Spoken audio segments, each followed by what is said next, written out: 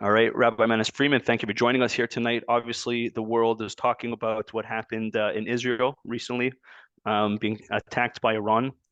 And there's a lot of speculation right now as to was it a victory for Israel? Was it not a victory for Israel? And I would love to hear your perspective on what are some potential next steps as to what you think should be going on from a Torah perspective in the coming days and weeks. Well, we can talk about a Torah perspective. It doesn't necessarily mean that we have a good strategy because the circumstances are unique in each case and it has to be applied, like surgically. But there's no question that this was an incredible miracle. I mean, this is a miracle of biblical proportions. Yeah, we're not talking about a ragtag group of terrorists with their rockets. We're talking about a very sophisticated army. And that Israel seems to be protected by an invisible wall. And that's really a major miracle, and anyone who doesn't see it just doesn't want to see it. I'm sure Iran saw it. So, yeah, it was a victory in that it discourages further attacks. They would have to be very desperate to try again. But I'm sure they are desperate and they probably will try again. Maybe differently, maybe something else. But here's the real issue. Iran has been a problem for a very long time. To treat it as if Iran just now became a player, that's simply not true. Iran has been a player for a long time, maybe since the 60s. That's a long time. And Israel didn't do anything about it in all these years, which is a mistake. You know how in medicine, even the best medicines that are most effective for the disease for which it's prescribed, almost every one of them has side effects. If it's good for the liver, it's not good for the kidney. If it's good for the heart, it's not good for the lungs. If it's good for the heart, it's not good for the brain. There's always a downside, and you have to read the counter indication. The same is true with secular rules of engagement. The Geneva Conference came up with rules for war. They're good up to a point. They have really bad side effects. Mm. So, for example, I don't remember in biblical times, if a nation attacked another nation, you never saw them say, if you do that again, you're going to get it. There's never, if you do that again. You attacked, you're in trouble. This modern thinking, don't react immediately. Give a warning. With you. Sorry. Don't let them do it again. And if they do it a second time, give them a stronger warning.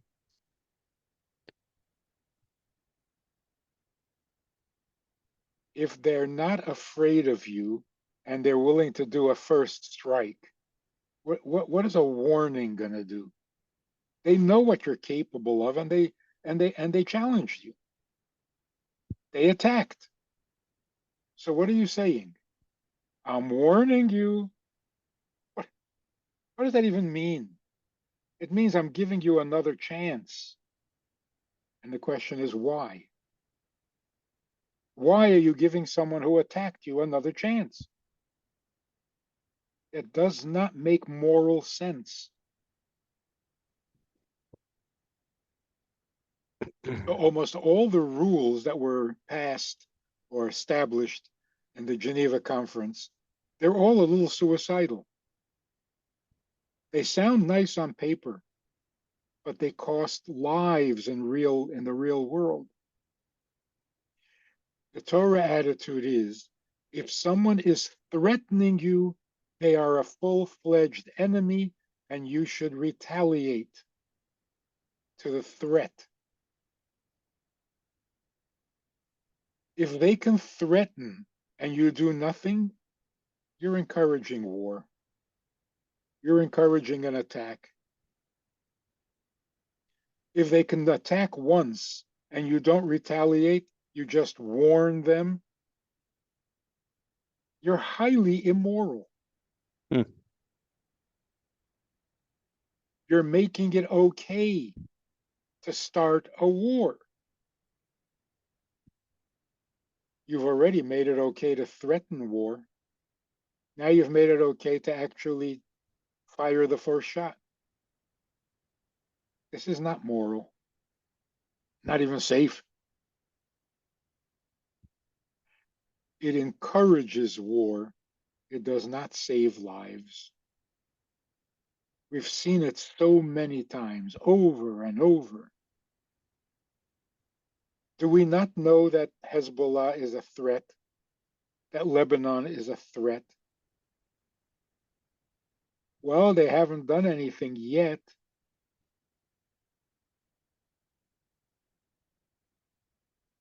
You don't live with a threat. That's what a sovereign government is. It makes life safe for its citizens. Living under a threat is not safe. Well, they've only fired a few rockets. That's nonsense.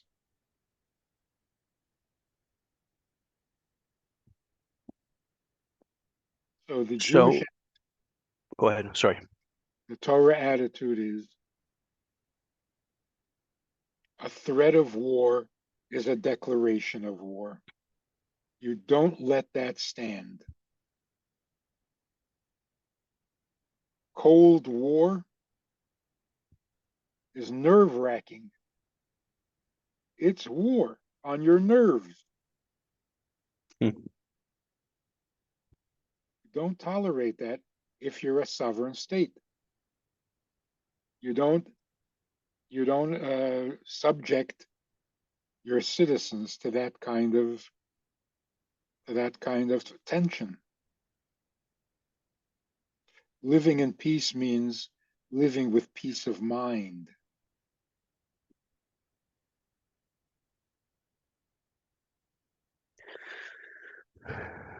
Are you suggesting an offensive?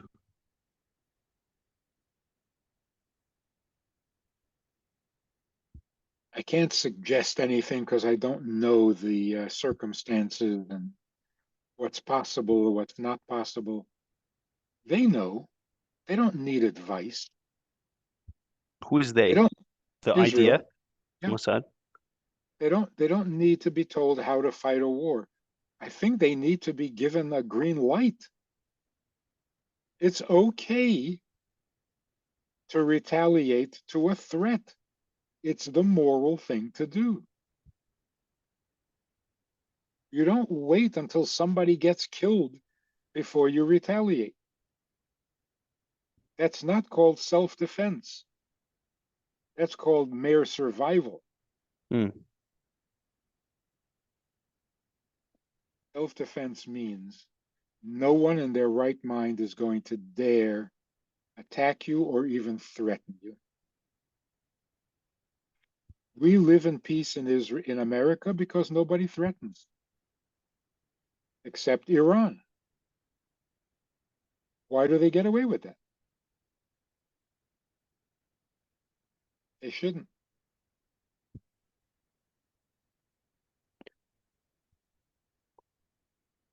Why do they get away with it? because of this crazy policy of, Well, they haven't shot us yet.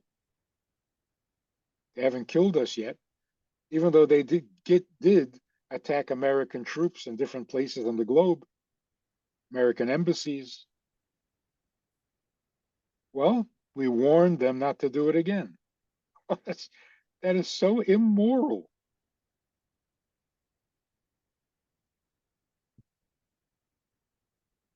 Look, we all want a world in which there is zero tolerance for terrorism, for war, for aggression. Zero tolerance. What are we doing to achieve zero tolerance? Advocating more and more tolerance. Mm-hmm. It's not going to get us where we want to be. It's it's it's reckless, it's foolish, and it's childish, not moral.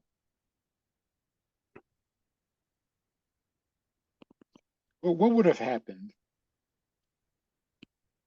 We're into what, 180 days now? More than 6 months? What would have happened if Israel had used a very ancient and very time-tested method of throwing a siege on a city? Put the city under siege. You're worried about the hostages? You're worried about tunnels? Fine. Cut off the electricity, cut off the water. In a week, it's all over. The war would have been over in a week because you can't go for a week without water. So I think one of the reasons why Israel is capitulating so much is, and everybody, yes, I shut off the comments. So thank you for all your messages. Um, I think one of the reasons why Israel is capitulating so much is because they're under pressure from the United States of cutting off funding, of cutting off arms, of cutting off all of these things. How real is that, or how not real is that? I mean, we saw last night that our allies did step up. Of course, it was God. Of course, it was Hashem. Of course, it was, you know, but at the end of the day, the Iron Dome is funded by the United States. The UK and the allies in America were there. Um, so I think that Israel is scared that if they do, in fact, uh, not listen, that they're going to lose that ally, which is as much as we want to say we're brave and we trust in God and all these things, it's a real thing. Of course, it's a real thing, but is it to our benefit or to our detriment? Mm-hmm. If your best friends turn out to be killing you, you say, well, we got to stay friends. And I'm not so sure. America is not going to cut off aid to Israel. It's politically correct for them to say, we're going to pressure you, we're going to demand.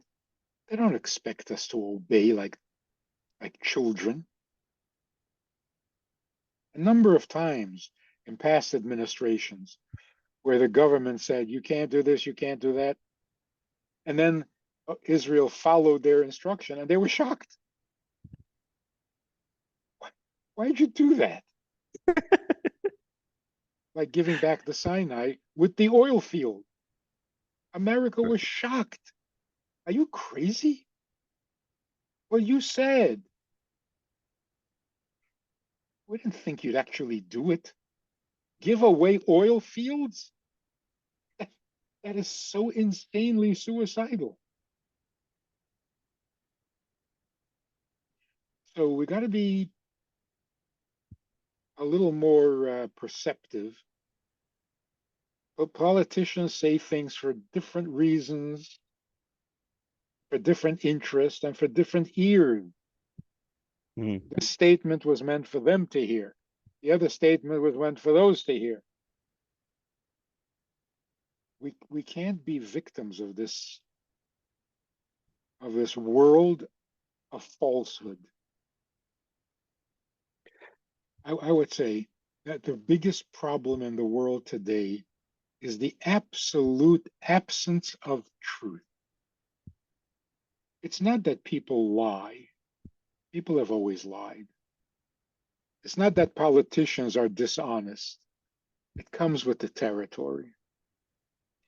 But there was always a healthy respect for the truth, so that if you're lying, you don't admit you're lying. You try to make it sound like it's the truth. Nobody bothers anymore. Every statement you hear is questionable, and we all know it. How many civilians were killed in Gaza? You have no idea. Hmm.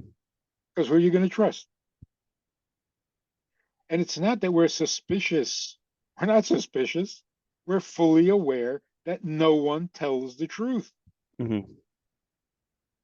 The truth is gone, not only in politics, in every area of life, in everything. There is no truth.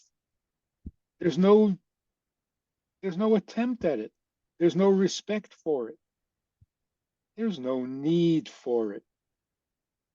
We live in a world of the best lie wins. And we're okay with that. We're okay with that. I can't get over the advertisements on the radio, on television for medications. They tell you this is a great medicine. It'll make you so much healthier. It'll make your life so much easier. If it doesn't kill you, give you a stroke, make you blind and crippled. How does this work? They give you a full minute of side effects, some of them pretty seriously, and then say, so what are you waiting for? Order now. If these ads didn't work, they wouldn't run them. These ads work. You tell the people this can kill you, but it'll take away your allergy, and you go ahead and use it. The lie is more appealing than the truth. I know it's a hard question, and maybe you won't be able to answer it, but you're somebody that spends so much time by the Lubavitcher Rebbe, and you absorb so much of his teachings. Undoubtedly, the Rebbe would be speaking about this subject day and night right now. Yeah, he was Well, he was up to world politics. no, What he was up to morality. morality? What do you think? I'm not going to hold you to it, but what do you think his message would be right now in this time to Israel? The Rebbe very often gave military and political advice to the leaders in Israel. They came to the Rebbe for advice. Begin, when he was prime minister, came to the Rebbe for advice. That is not public knowledge, as it shouldn't be. In the 67 war, the Rebbe advised that they enter the countries they're fighting with. Mm. Go into Lebanon, go into Egypt. Otherwise, the people won't know they're at war. And that encourages another war. But they didn't follow that advice, and there was another war 10 years later. So the Rebbe would give literally military advice.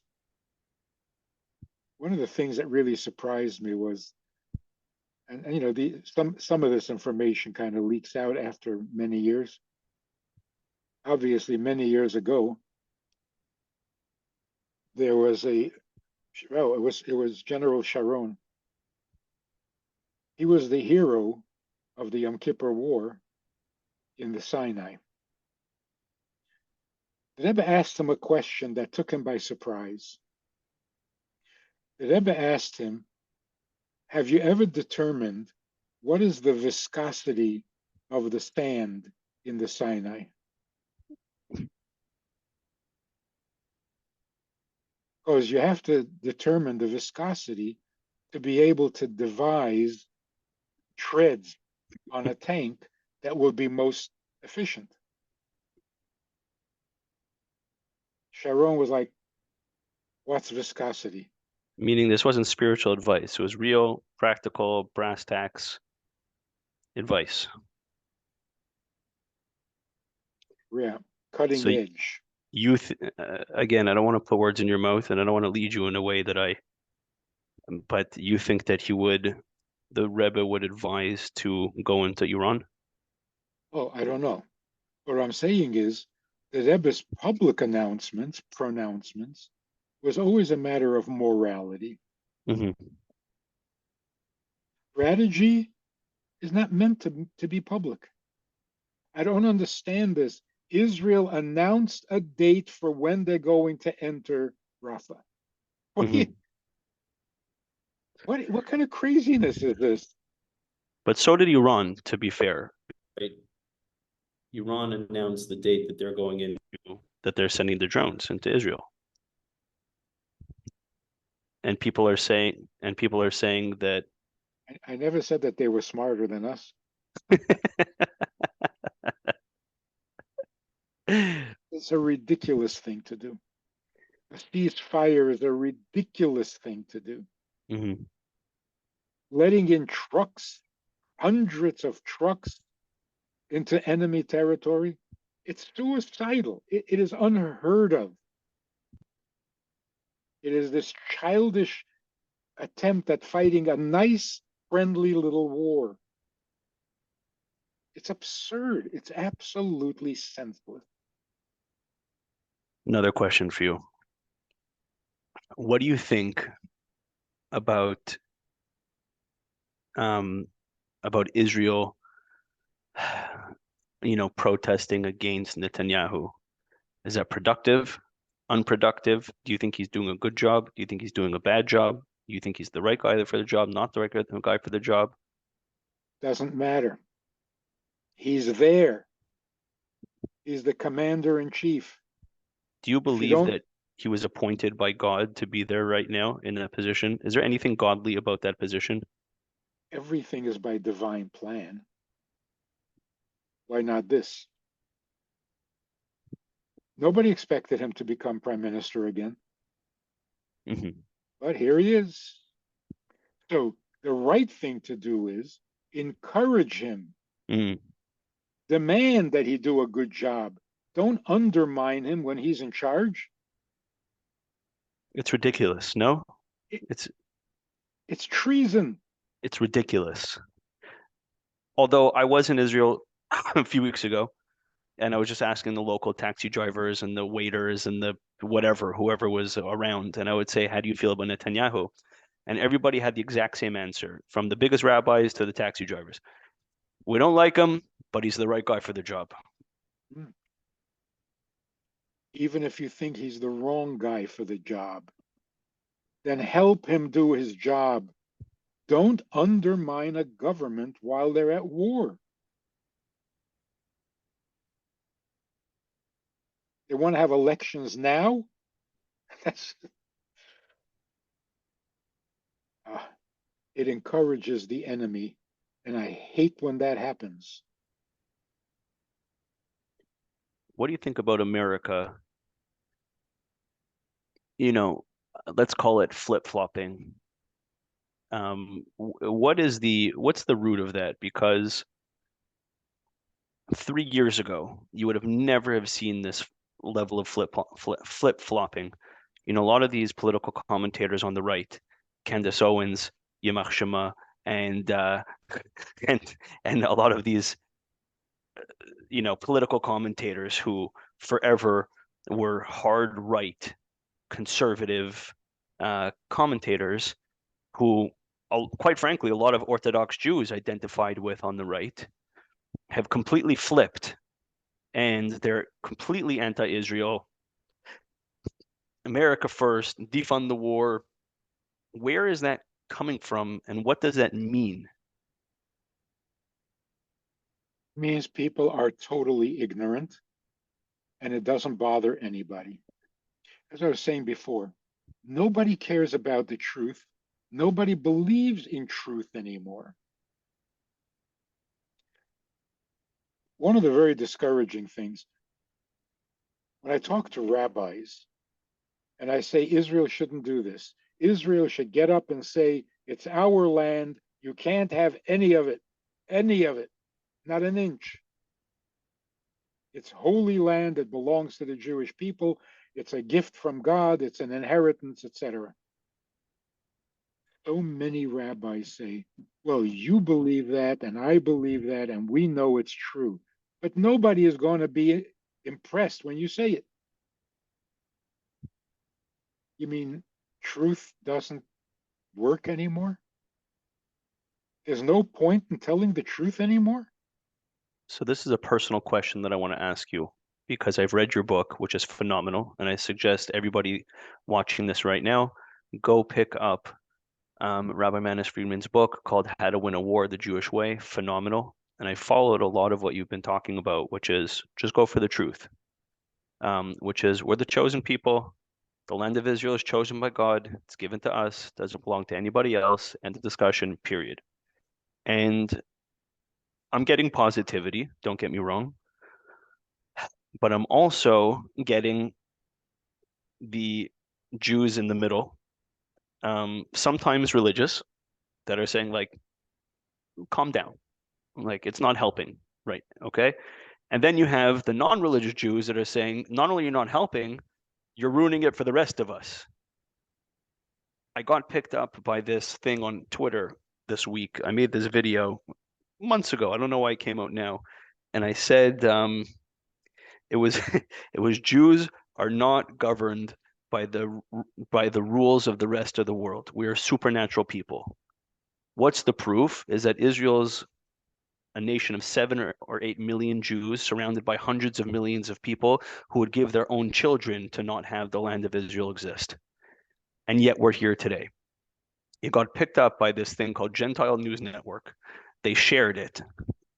The quote was, Solomon says, Jews are not governed by the rules of the rest of the world. It got millions and millions and millions and millions of views. And 99.9% of the comments were the most anti-Semitic, hateful things in the world. And I've been feeling very insecure about this. Maybe I'm doing the wrong thing. I don't want to, blaspheme God's name. I don't want to make a chilul Shem. They misunderstood, obviously. They took it to mean that we don't have to be moral and we don't have to behave ourselves. We go by different rules. That's not what you meant.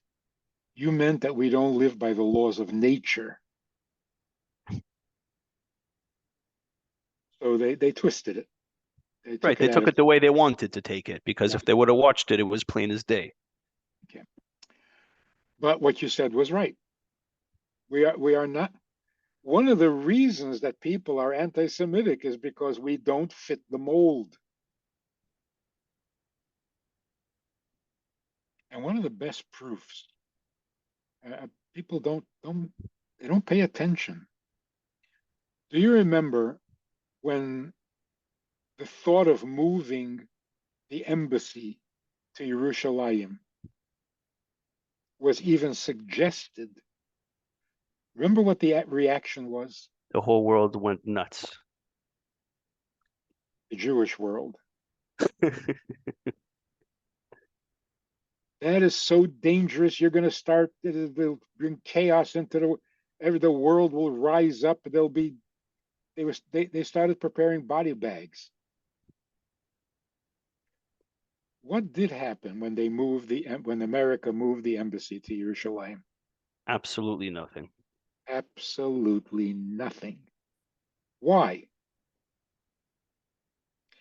Because everyone in the world knows that the capital of Israel is Jerusalem.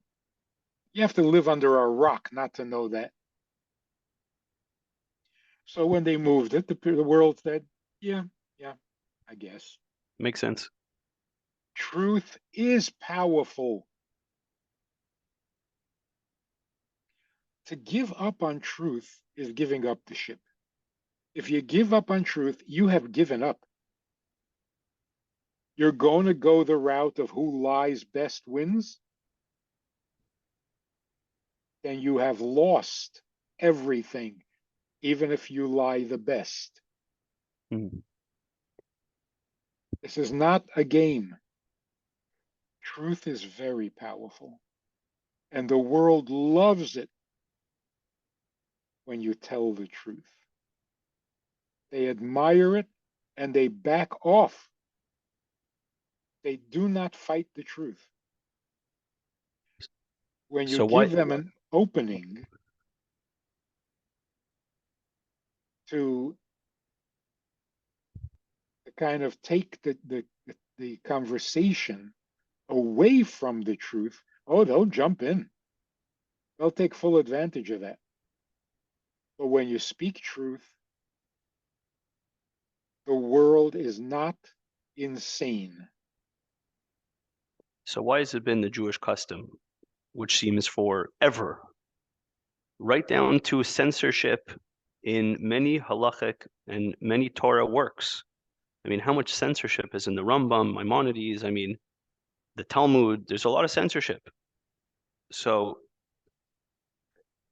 it almost seems like censorship and not telling the whole truth to the world and concealing parts of it. Okay, so most of it, the vast majority of it, the censors were the government censors, not the Jewish censors. Mm-hmm.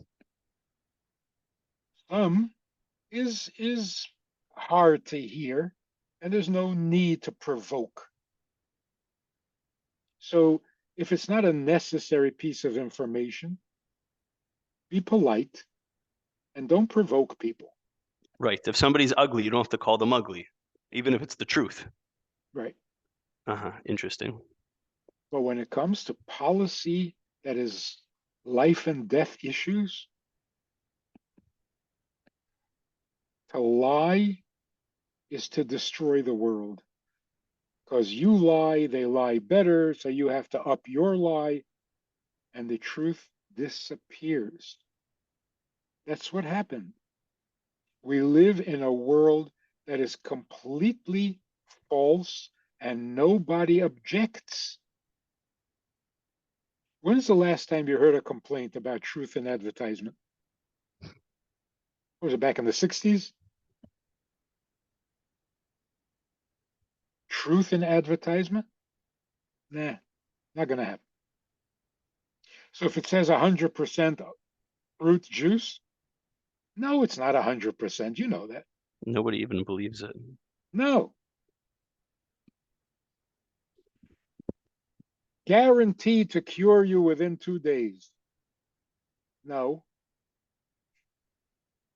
You know it's not true. Discounted 50%. You know it's not true. Nothing you hear in the advertisement world is true. Nothing you hear in religion is true. It doesn't have to be. Nobody cares. I was talking online with a Christian, a very devout Christian. He put up as his, what is it called? His wallpaper. Yeah. He has a picture of the mother of Yashka. Yoshka. And we're talking, and he said something about, the truth. I said, look, when you stop lying, then we can talk about the truth. He says, are you calling Christianity a lie? I said, you really expect me to believe that this picture is an accurate picture of his mother? First of all, you have no idea what his mother looked like. You have no idea what he looked like. And yet you put up statues of him and pictures of him. And people end up saying, last night in my dream, I saw him.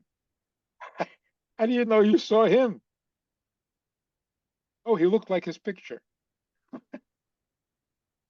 What picture? I guarantee you, he was not tall and fit and blonde. He was a Jew from the Middle East. He was short, fat, and bald. And if he was God, then God is short, fat, and bald.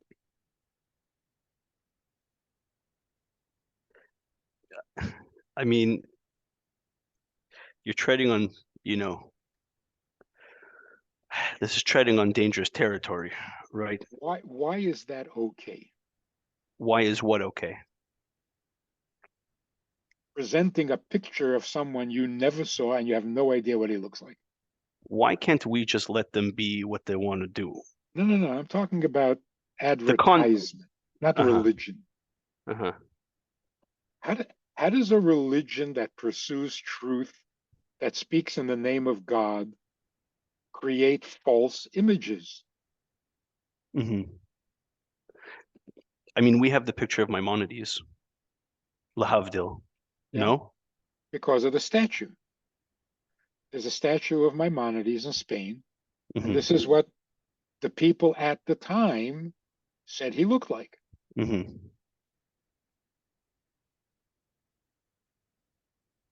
So it's the closest we can get to something with some historical reality to it. I just guess I'm having a hard time gauging the Christians these days. It's not whether it's Christians or Right, Muslims or right. where is truth? Not in politics, not in business, not in advertisement, not in Hollywood, and not in religion. Then where? Where can you trust what you read? Nowhere.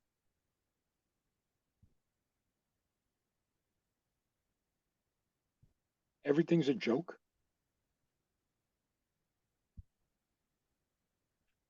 Oh, it works. It works. So what if it's not true?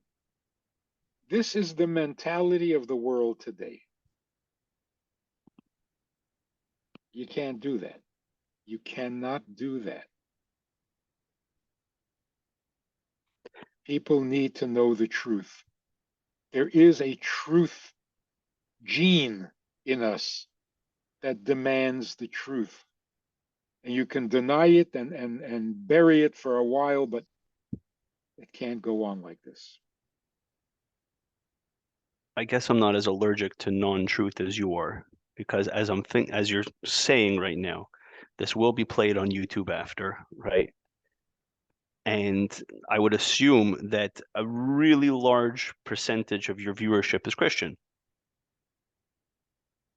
So you're not scared of losing followers? I think people appreciate the truth. Hmm. I believe in people, I guess, more than I should. I think people hear the truth and they may at first recoil because they're not used to it, but after a little bit of thought, they appreciate it.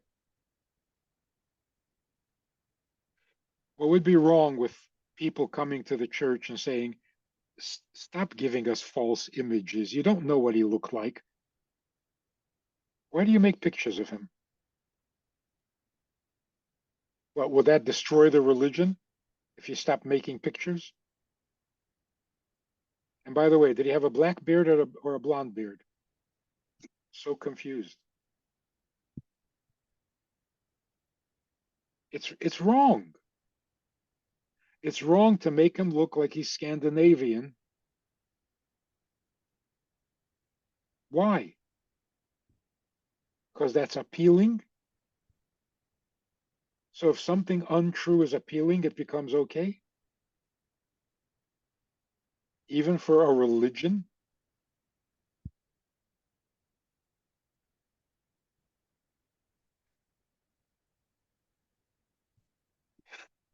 be considerate.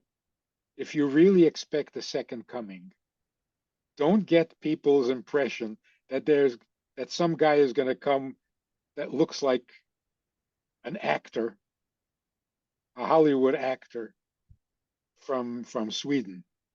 Don't do that.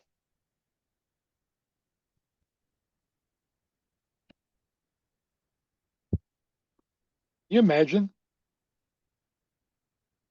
people saying, "Oh, this can't be him. He's short.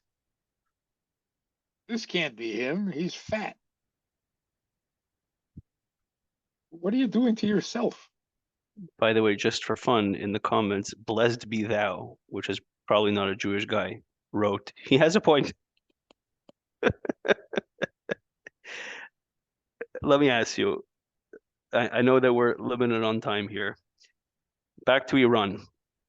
What happened in Israel? Is that a good thing or is it a bad thing? How do Is it a we how good? do how do we categorize that in our Jewish psyche?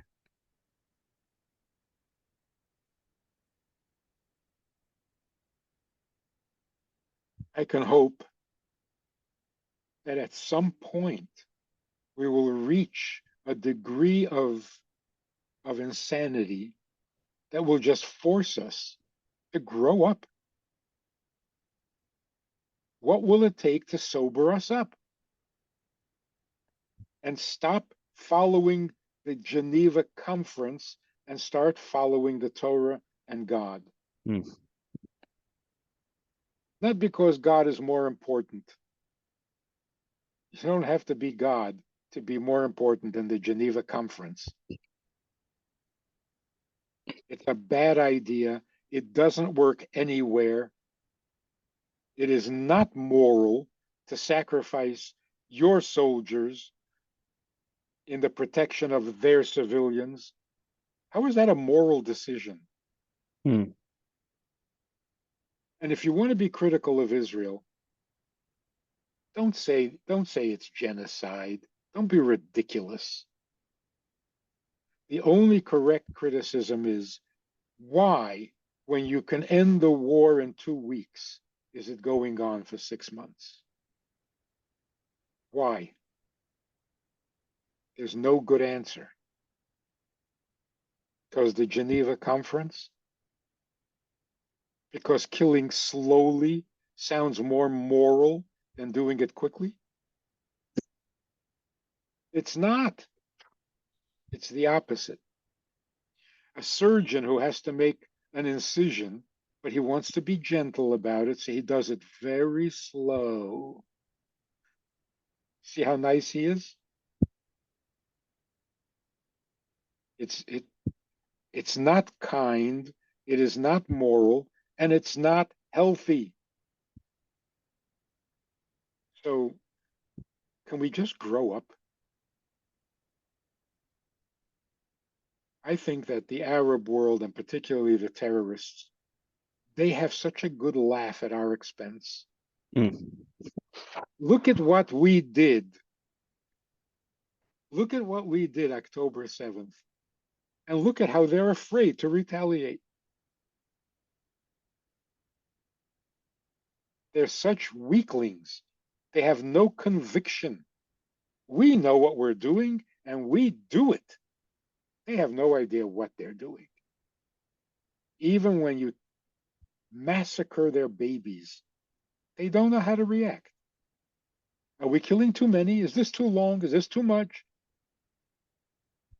It's so embarrassing. They are dictating terms for returning the hostages. They're dictating terms.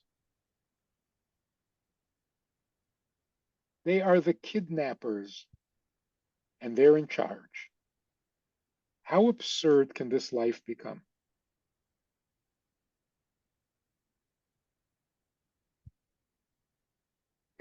For the first 2 weeks, everyone agreed that Israel should retaliate. Hmm. No one expected it to take more than 2 weeks. So now people are upset because 30,000 Palestinians were killed. I am absolutely certain If 30,000 Palestinians were killed within the first 2 weeks, everyone would think it's okay. Hmm. Why is this crazy policy being followed? Yeah, It's crazy. they took like 4 weeks or 6 weeks or something to go in, no? Ground. Why? Why did they And do that? and why did they go in on the ground? They didn't need to. Going in on ground, building to building, cost them 500 soldiers. There was no need for that. You have an air force, use it. No Israeli soldier should walk into a booby trap building or tunnel. Why is Jewish life so cheap? You don't send your soldiers into a booby trapped house.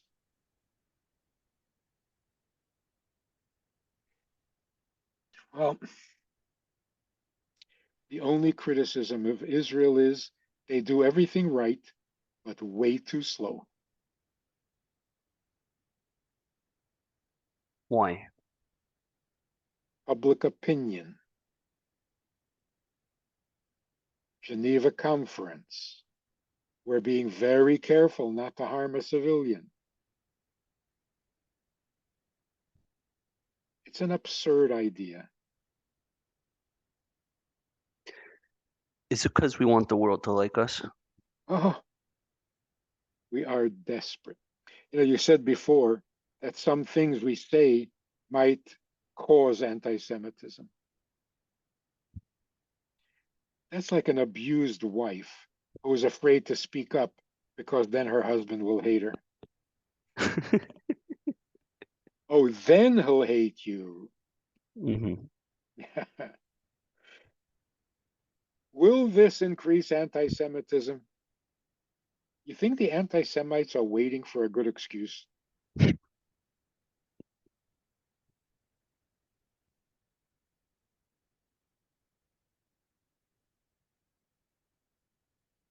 There's only one possible outcome if you're telling the truth, and that is you gain respect. Mm. If you don't believe that, then you shouldn't be part of any conversation. You shouldn't have any opinion, and you should certainly not give any advice. If you don't believe in the truth, then stay home and be quiet. Don't add to the noise.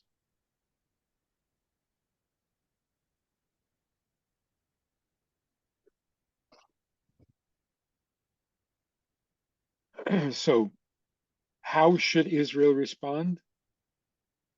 You ask the military and you do what the military says. That's just realistic. If you play politics with lives, you're not being moral. Ever, never.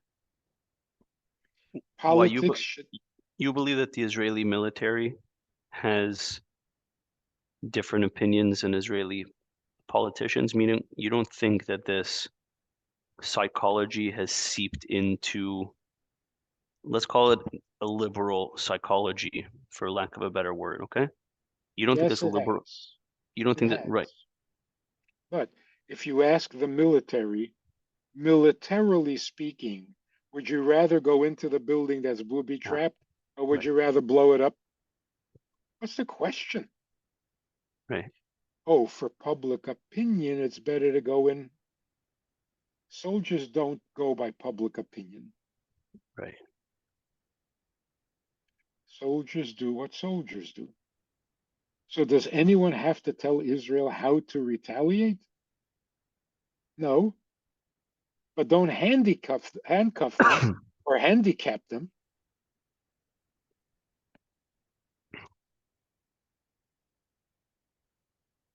So, the moral thing, which is what we started out discussing, the Jewish attitude, the Torah attitude is if you have to fight a war, fight it quickly to a decisive victory.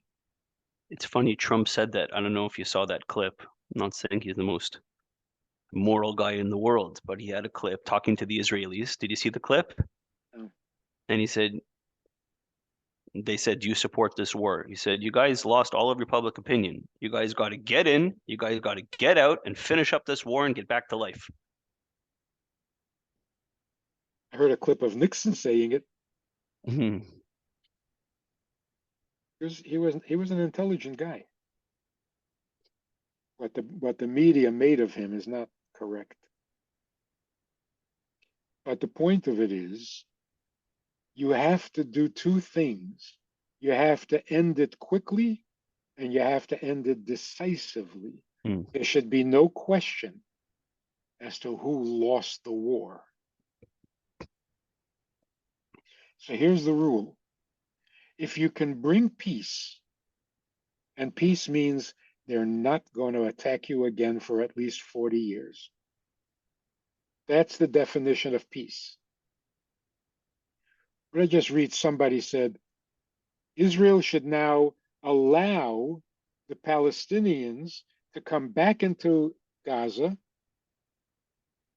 if they promise to not attack, with a guarantee or a promise not to. If they pinky swear. Yeah,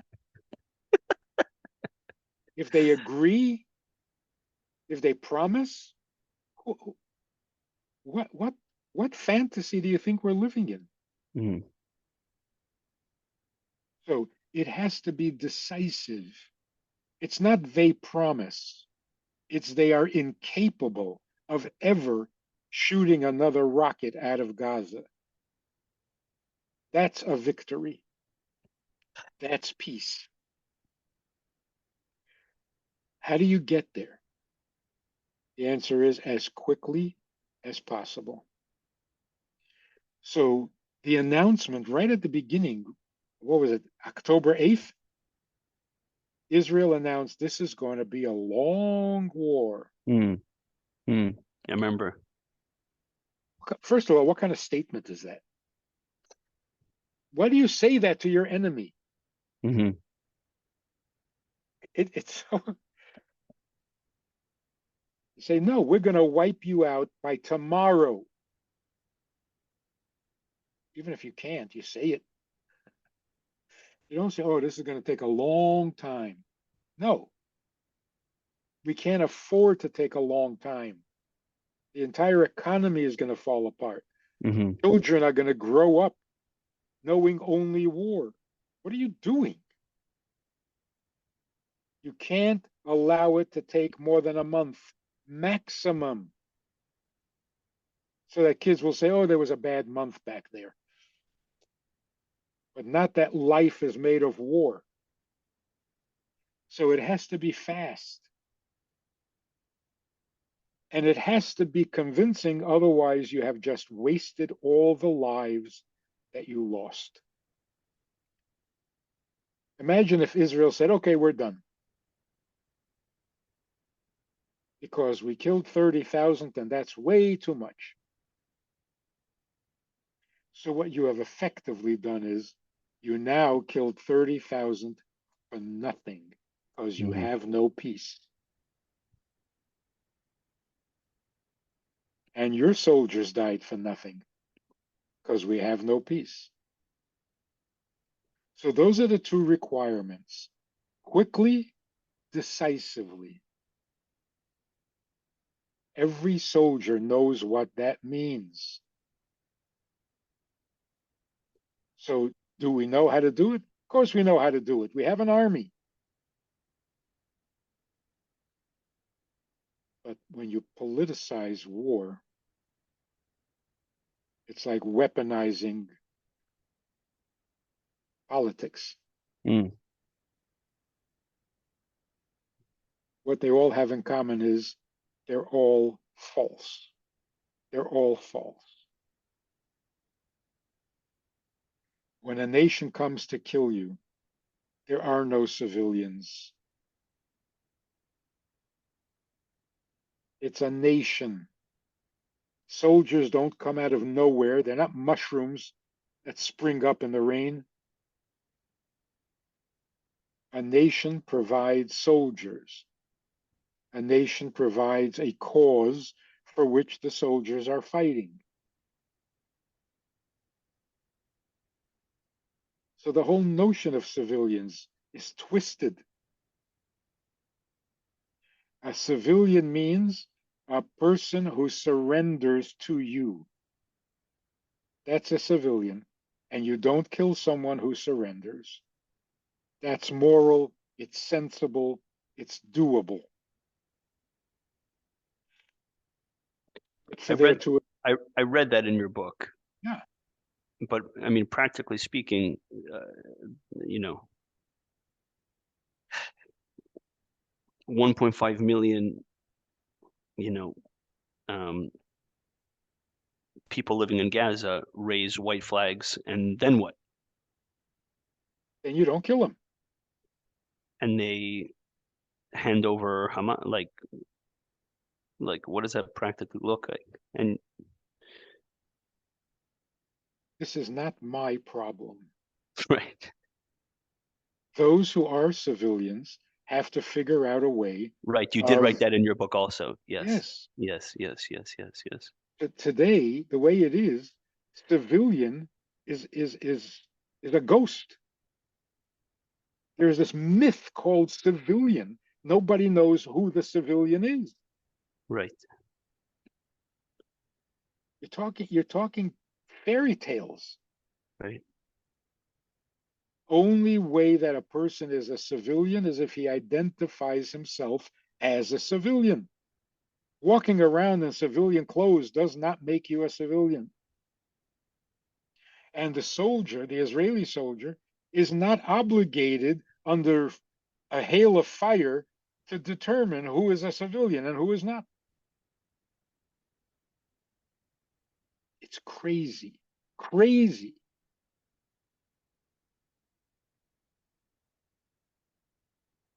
I think that it comes down to Israel is being forced to fight a war according to Western values Which against, nobody does. right, Nobody does it. right, right, against a country that is has no Western values, or against Exactly. a people that has no Western values.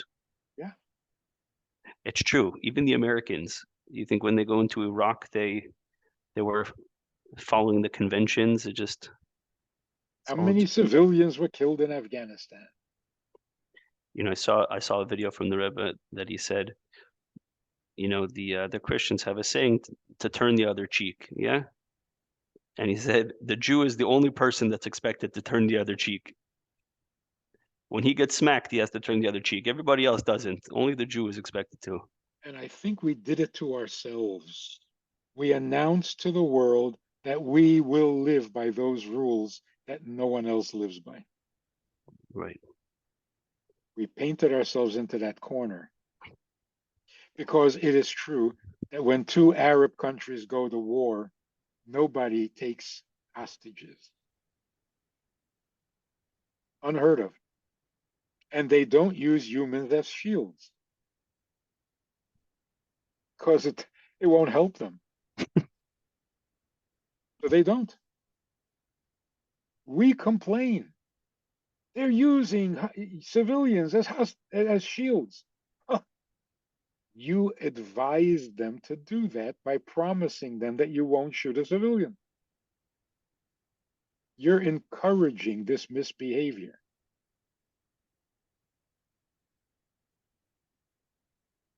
So interesting. Rabbi, it's late there for you. I know. If you want to give, what would your closing thoughts be?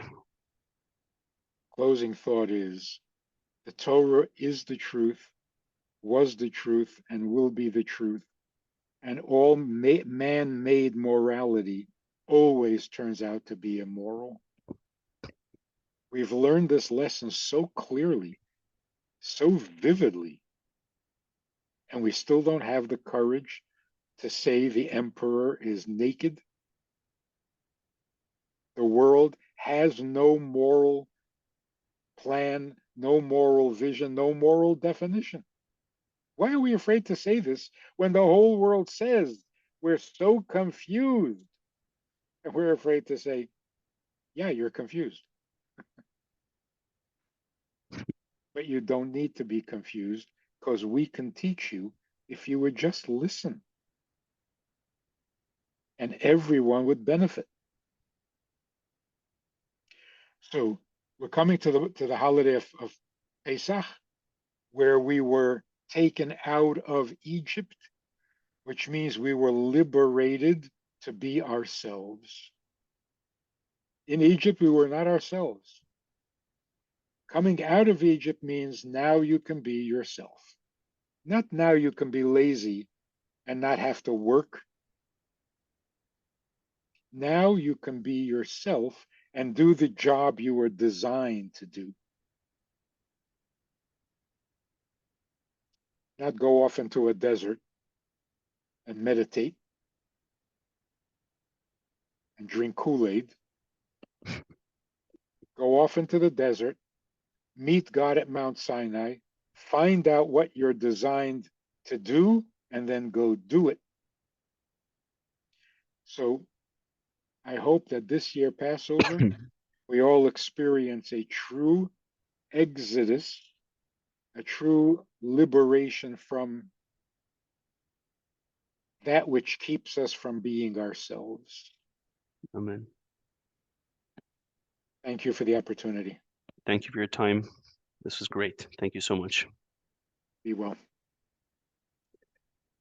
Okay, that was fun. That was great. Thank you, Rabbi. Keep up the good work. Yep. It's just the last thing we should be afraid of is the truth. It's such a good word. It's such a good word.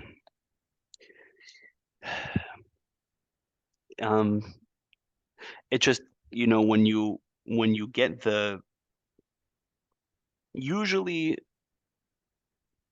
a pasuk that always messed me up was Pirkei Avos. How do you know if Hashem is happy with you, if people are happy with you? So if you're putting something out and the truth, there's nothing that upsets the goyim more than the truth. So at least in the comments section. So how do you reconcile that?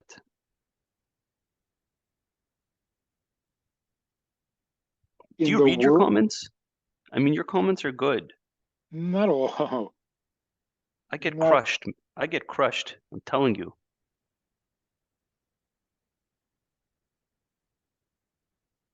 have somebody edit them and read only the positive ones. I'm serious. I'm serious. Why do you torture yourself? Yeah, In this world of falsehood and ignorance, yeah. people's reactions will predictably be false and ignorant. Interesting. But if you're consistent and you're not offensive, because there's no need to be offensive, Right. you just say what you really believe. Mm-hmm. When the Muslims everywhere in the world, outside of the Arab states, when they come and present their sincere belief, everyone respects them. People respect it. They really do. They open up the whole streets for them to pray. I mentioned to your son that there's a WhatsApp group with almost 200 influencers, Jewish influencers. These influencers, between all of them, they hit every single Jew in diaspora. And they need to hear this message. And I presented to him maybe doing a private Zoom just for them and with you to empower them to go there because I think a lot of them were scared too. He liked the idea. I don't know if he ran it by you, but if we could affect this group of influencers, it will amplify the Jewish voice. Are you open to it? Of course, Great. of course. Okay, I'm going to talk to Zalman about it. Yep. Thank you for your time. Hatzlacha Rabba. Nice to see you. Oh, movies. We're going to have a first draft for you to see Mirta Shem in the next 3 weeks. Okay. Good. Okay. That's luck. Hopefully Michelle will be here by then. Yeah, hopefully the war will be over. Wild. Should hear good news. Thank you.